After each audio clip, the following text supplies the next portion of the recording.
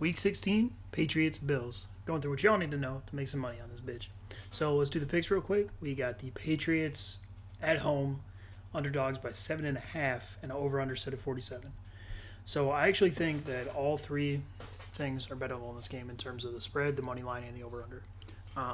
None of them super strong, but I will be taking the Pats plus 7.5 at home, under 47, and still the Bills to win the game. And I feel pretty good about all those. There's not really value on the Bills money line, but I do feel pretty decent about those. No, they're not super strong. But stick around, I'll tell you how and why this how it go down. So first, we got the Bills offense versus Patriots defense.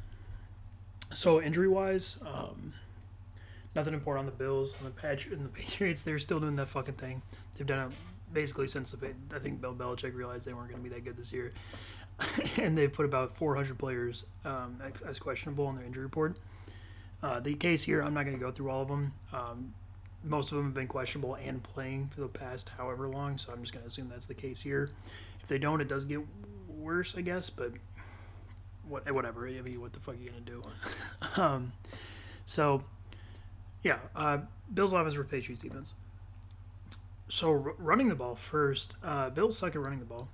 They still do. So against the Steelers, they weren't good 2 weeks ago, right? And then last week against the Broncos, their numbers ended up looking better because by the time the Broncos gave up, Devin Singletary had that end of game 50, 60-yard rushing touchdown, which they can't run the ball very well on a down-to-down basis. And that's the case here too. Now, I don't think it's a disaster. I think there's a little bit there, but you look at who the Patriots have in their front seven. They're okay. Adam Butler, Shalik Calhoun, Byron Cowart, all those guys, Lawrence Guy especially, he's the best of them. All those guys, they struggle in some matchups, specifically the Rams and 49ers games earlier this year, two teams you saw run the ball really well against them because they're just not laterally athletic. Most of that problem comes to the linebackers, which is what I'll talk about next. But here, the Bills' run scheme, not that silent, not that good. And you're going to see that they actually stand up okay, especially given the Bills' offensive line, not real, people movers. Mitch Morse, I like his center. John Feliciano, I think, is okay at guard. And their tackles are decent, but none of them are, real dudes as far as the run game goes. So, yeah, and then, like I said, on the second level, Juwan Bailey, so he's proven to be a huge problem. The Patriots linebacker, was questionable anyway, but he's proven to be a huge problem against those, zone run, sideline schemes that they play, again, the Rams, 49ers. Bills don't do that, so I think he's going to be okay. He's shown he is okay run fitting in between the tackles. And there are other guys, whether it's Adrian Phillips, Terez Hall. I don't love them or even like them that much, but I don't think there are worse linebackers in the NFL, is what I'm trying to say. So overall, I think their run game, as far as the pass game goes, I mean, listen, Stephon Gilmore on IR. I should have mentioned that in the injuries. Patriots secondary is still good. We've seen that despite them starting to lose all these games, other teams, it's not like they're being good offensively, especially through the air. And that's the case here. I mean, Stephon Diggs is good enough to get open on anybody, for sure. One of the three best receivers in the NFL. And he's going to be open here consistently. But he's going to be open anyway, even without Stephon Gilmore, or even if they had Stephon Gilmore. So that shit don't really matter to me, to be honest, because the more important part is the other weapons on the Bills and how they're going to be good or not. I like Gabriel Davis, and I like Cole Beasley a lot. But here, when you're talking about them playing J.C. Jackson, Jonathan Jones, Jason McCourty, whoever ends up on them, I still think it's a positive for the Bills, but it's not like the killer positive they have in other matchups and in fact, basically every other team in the league, which is what generates their gigantic offensive success, is just how good their receivers are generally, among other things, of course. But here, that margin just isn't that large. Still there. I don't think they're going to be bad. Still there, but not all that much. As far as the pass rush goes, Patriots pass rush sucks.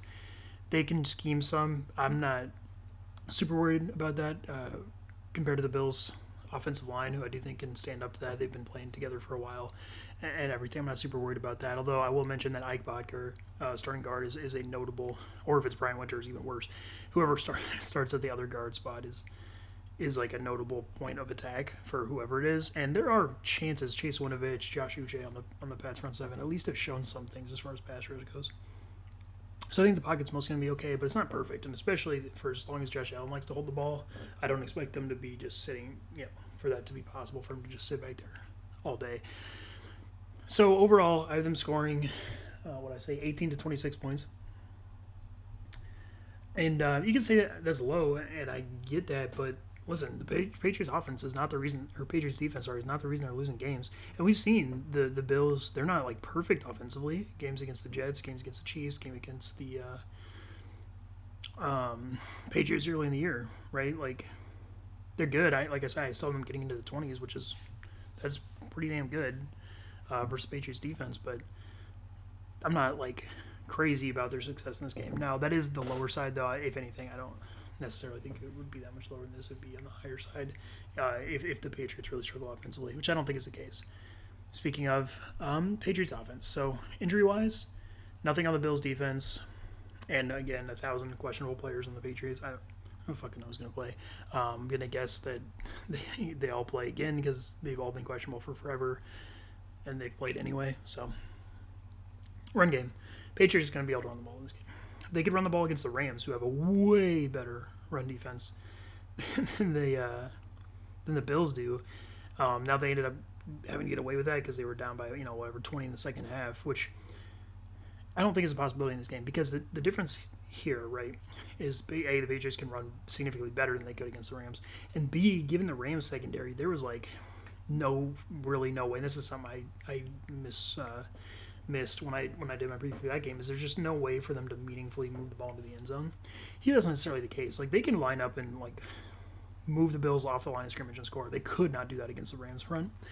And secondary wise, Tre'Davious White's every bit as good as anyone on the Rams, but their other guys are not as good as the Rams' other corners. I like Tron Johnson, Levi Wallace. I think they're okay, but they're not crazy. So for as little as I think of the Patriots wide receivers, it's more of a neutral situation, which generally, over the course of 70 plays is an advantage for the offense. So, or at least leans production-wise to the offensive side of things. So, yeah, they're going to be able to run the ball, like, well. And they're going to be able and speak the reason why. So, yeah, the Bills' defensive line, pretty weak, especially on the interior. Patriots still have a really good interior offensive line. And on the edges, again, Bills are whatever as edge defenders. They're disciplined and they play well, and that's why I don't think the Patriots are going to like do what they did earlier in the season where they were putting up like 30 plus just running the ball. But yeah, and then the Bills linebackers are just whatever. Matt Milano's the best of them for sure, and he's back, which helps a lot. But Tremaine Edmonds, he's somehow in the Pro Bowl, whatever. And AJ Klein's still kind of bad, although he's played better than he was at the beginning of the year, which was like horrible. But yeah, the point is they're not enough to make up for the deficiencies that the Bills have on the line of scrimmage. So they're going to be able to run the ball to a point, and I don't think they're going to be completely shut down passing. Now, I don't love it. I don't like it at all, really. But over the course of the game, and we saw even, again, against the Rams, who are just a better defense, they can get at least some traction through the air at times. And Cam, for all his physical problems at this point, is just complete inability to like accurately throw the ball down the field. He's still smart, and he's still going to be able to read the Bills' kind of simple zone defense and find holes short where he doesn't necessarily need to make these huge throws down the field. So I feel okay about them offensively. I actually have them at 17 to 24 points. Because over the course of the game, yeah, they can easily score 2 touchdowns or more. That's why, yeah, I think the Patriots plus 7.5 is a good bet for sure. It's not super strong because the Patriots are still bad at this point, and Cam Newton as a quarterback just is not, like, their baseline of success isn't very high, whereas the Bills is much higher. But in this specific matchup, it absolutely indicates, especially Patriots are home shit too, that they would be able to keep this game close and run the ball.